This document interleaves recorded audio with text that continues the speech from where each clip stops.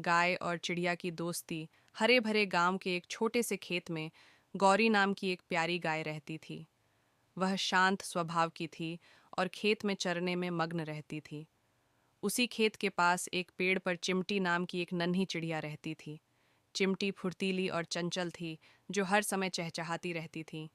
गौरी और चिमटी की दोस्ती तब हुई जब एक दिन गौरी को आंखों के पास मक्खियों ने परेशान करना शुरू कर दिया।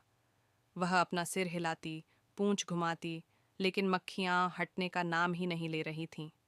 चिमट्टी ने यह देखा और झट से उड़कर गौरी की पीठ पर आ बैठी। उसने अपनी छोटी चोंच से मक्खियों को भगाना शुरू किया।